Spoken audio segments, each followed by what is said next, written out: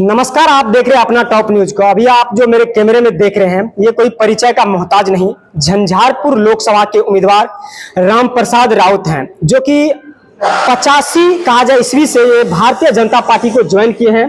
फिर भी भारतीय जनता पार्टी ने इस पर विश्वास करके अपना उम्मीदवार नहीं बनाया, तो इसको निर्दलीय उम्मीदवार के रूप में अपना ये नॉमिनेशन दिए और चुनाव लड़े, जो कि जनताओं के विश्वास पे, जो जनता का ये दिल जीतते हुए आए हैं।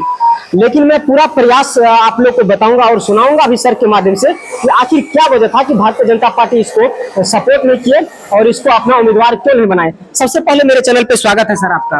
आपको भी स्वागत करते हैं। सुन रहे हैं सर, 1985 से आप भारतीय जनता पार्टी को ज्वाइन किए हैं। देखिए, 1985 से लेकर के अभी तक जी हम भारतीय जनता पार्टी के तो जरूर सदस्य हैं, लेकिन बिहार ग्राम रक्षा दल के भी प्रदेश के अध्यक्ष हैं, जयनगर नागरिक मंच के भी संयोजक है, एंटी करप्शन के भी जो है नेशनल सेक्रेटरी हैं, आपको जनसंख्या नियंत्रण के भी जो है ना प्रदेश के उपाध्यक्ष हैं। तो विभिन्न संगठनों के माध्यम से आज से नहीं, ये जो है 43 वर्षों से हम देश का, समाज का और राष्ट्र का सेवा करते आ रहे हैं। और जहां तक रहा कि झंझारपुर लोकसभा निर्वाचन क्षेत्र से चुनाव लड़ना, चुनाव तो चूंकि सामाजिक कार्यकर्ता है, जब क्षेत्र में जाते हैं तो लोगों का विचार सामने में आता है कि यदि पार्टी आपको इतने कर्मठ, सुयोग्य, ईमानदार और गरीबों के मसीहा को यदि उम्मीदवार नहीं बनाया जाता है, तो आप निर्दलीय उम्मीदवार के रूप में क्यों नहीं मैदान में आते हैं। निर्दलीय तो सर आप विधानसभा से भी लड़े थे, उसके बाद आप मधुबनी लोकसभा क्षेत्र से लड़े, फिर अभी आप झंझारपुर लोकसभा क्षेत्र से लड़े। 1985 से आप बीजेपी भारतीय जनता पार्टी क्यों नहीं भरोसा किया, टिकट क्यों नहीं दिया आपको सर? देखिए, भरोसा की बात नहीं है। मान लीजिए अभी झंझारपुर लोकसभा जो है ना जदयू के खाते में चला गया, जी, तो हमको चाह करके भी जो है ना उम्मीदवार नहीं बना सकते थे। तो भरोसा की बात नहीं है, पार्टी को भी भरोसा है और हमको भी भरोसा है, तब न 43 वर्षों से जो है हम सामाजिक जीवन जी रहे हैं और 85 से लेकर के अभी तक भारतीय जनता पार्टी का जो नीति और सिद्धांत है, उस नीति सिद्धांत को जो है ना जन जन तक पहुंचाने का प्रयास कर रहे हैं। इस बार भी चुनावी दंगल में रहते हुए भी जब हमें इलेक्ट्रॉनिक मीडिया के द्वारा सवाल पूछा गया कि आप तो भारतीय जनता पार्टी है, तो फिर निर्दलीय उम्मीदवार के रूप में क्यों चुनाव लड़ रहे हैं, स्पष्ट तौर पर हम बताएं कि हम भारतीय जनता पार्टी हैं और इस बार जो है ना चुनाव में इसलिए नहीं हमको उम्मीदवार बनाया गया है कि ये जदयू का सीट हो गया, लेकिन जनता मतदाता मालिकों के द्वारा यदि हमको जनादेश मिलता है, निर्वाचित होकर के मेंबर ऑफ पार्लियामेंट का सदस्य बनने का हमको अवसर मिलता है, तो हम मोदी का हनुमान बन करके ही उनके ही शरण में जाएंगे।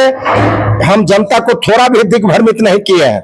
बहुत ऐसे पॉलिटिकल पार्टी के लोग हैं, बहुत ऐसे उम्मीदवार हैं जो दिग्भ्रमित किया होगा, लेकिन हम मतदाता मालिक से साफ बोल दिए हैं कि हमको जिताने का मतलब है भारतीय जनता पार्टी को जिताना। आप ही सर काफी आप 1985 से लेकर कहा जाए कि जनताओं के बीच रह के काफी कहा जाए गौ समाज का सेवा किए हैं, लेकिन क्या लगता है भारतीय जनता पार्टी अगर लोकसभा क्षेत्र के अंतर्गत विधानसभा का आगे चुनाव है, उस पर भरोसा करेगा या नहीं करेगा सर?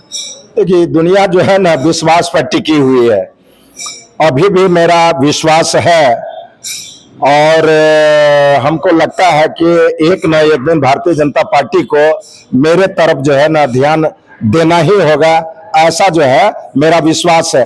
देखिए ना, झंझारपुर लोकसभा निर्वाचन क्षेत्र से मेरे उम्मीदवारी से इस बार बहुत बड़ा खुशी का लहर हुआ। क्या है कि जो भी उम्मीदवार थे, 10 उम्मीदवार थे, तो लोग 9 उम्मीदवार के तरफ मुखातिब होते थे, तो स्पष्ट तौर पर हमको, चाहे वो नौजवान हो, जनता में काफी नाराजगी थी, नोटा दबाने की बात कर रही थी। वो तो बिल्कुल कह रहे थे कि सर यदि आप चुनावी दंगल में नहीं आते, चुनावी मैदान में नहीं आते, तो या तो हम लोग इस मताधिकार का प्रयोग ही नहीं करते, लोकतंत्र का जो महापर्व है उसको मनाते ही नहीं, और जब आप आ गए हैं तो हम लोग नोटा का प्रयोग नहीं करेंगे, मताधिकार का प्रयोग करेंगे और आपको ज्यादा से ज्यादा मत दे करके यहाँ से विजय बनाने का जनता तो सर यहाँ मतलब निर्दलीय चुनाव हो चाहे अच्छा उम्मीदवार हो, या जनता तो पार्टी विशेष पे वोट करती है। बस वही मतदाता मालिक को अभी हमको मालूम है ना कि मतदाता मालिक लोकतंत्र का मतलब जो समझना चाहिए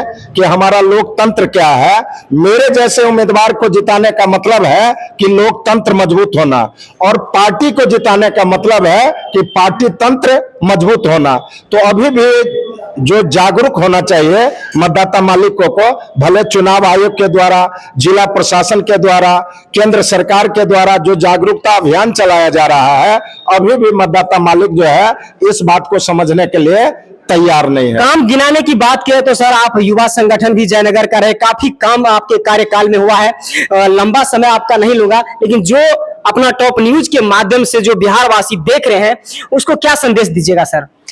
देखिए, काम के आधार पर यदि यहाँ के विधायक भी होना चाहिए तो राम प्रसाद राउत को ही होना चाहिए। काम के आधार पर यदि मेंबर ऑफ पार्लियामेंट का सदस्य होना चाहिए तो राम प्रसाद राउत का ही होना चाहिए। लेकिन यहाँ मतदाता मालिक काम को जो है ना वो प्राथमिकता नहीं देती है। वो सीधा जो है ना वो पार्टी का भाई टिकट किसको मिला, बस उसी उम्मीदवार को जो है ना सपोर्ट करके जो है ना जिसको नहीं जिताना चाहिए उसको जिता देती है, और जिसको जिताना चाहिए उसको हरा देती है। लेकिन जनता है भाई, जनता की अदालत से बढ़कर के दुनिया की कोई अदालत नहीं है। इसीलिए मतदाता मालिकों से हम आग्रह निवेदन प्रार्थना करेंगे कि मेरे जैसे जो आपके लिए हम 43 वर्षों से हम संघर्ष कर रहे हैं, आप हमारा प्रशंसा भी करते हैं, प्रशंसा करते थकते भी नहीं है। आप कहते हैं कि भाई कोई सामाजिक कार्य करता है तो राम प्रसाद राउत है, तो जम करके प्रशंसा करते हैं, लेकिन जम करके मतदान क्यों नहीं करते हैं, ये मेरे मन में तो कचोट है ही।